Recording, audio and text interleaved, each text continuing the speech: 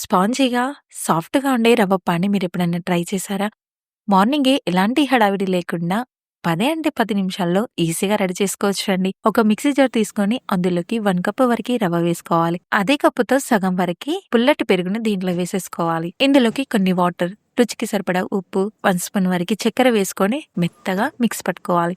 ఇలా మెత్తగా వచ్చిందని ఒక బౌల్‌లో వేసుకొని కొద్దిగా వాటర్ పోసుకొని దోస కన్సిస్టెన్సీ వచ్చేలాగా కలిపేసుకొని ఒక 10 నిమిషాలు పక్కన పెట్టుకోవాలి. ఈలోపు చట్నీ ప్రిపేర్ కోసం స్టవ్ మీద కడాయి పెట్టుకొని ఒక కప్పు వరకి పల్లీలు, ఒక కప్పు పుట్నాలు వేసుకొని వేయించుకొని ప్లేట్లో వేసుకోవాలి. అదే కడాయిలోకి 4, 5 పచ్చిమిర్చిలను ఇలా మధ్యలోకి కట్ చేసుకొని నూనె లేకుండా వేయించుకోవాలి. ఇది వేగిన తర్వాత ప్లేట్లో వేసుకొని పూర్తిగా చల్లారినాక మిక్సీ జార్లో వేసుకొని ఇందులోకి అల్లం ముక్కలు కొన్ని, ఎల్లిపాయలు కొన్ని, ఒక కప్పు వరకు పెరుగుని వేసి ఇది మెత్తగా వచ్చేలాగా మిక్స్ పట్టుకోవాలి. మధ్య మధ్యలో వాటర్ పోసుకుంటూ మిక్స్ పట్టుకుంటే మంచిగా వస్తుంది. ఇప్పుడు దీన్ని ఒక బౌల్లోకి వేసేసుకొని 1 స్పూన్ ఉప్పు, తాలింపు కోసం కడాయి పెట్టుకొని అందులోకి కొద్దిగా నూనె వేసి వేడయ్యాక ఆవాలు, జీలకర్ర, కరివేపాకు వేసి చిటపటలాడిన తర్వాత చట్నీలోకి వేసుకోవడమే. చట్నీ మనకు రెడీ అయిపోయింది.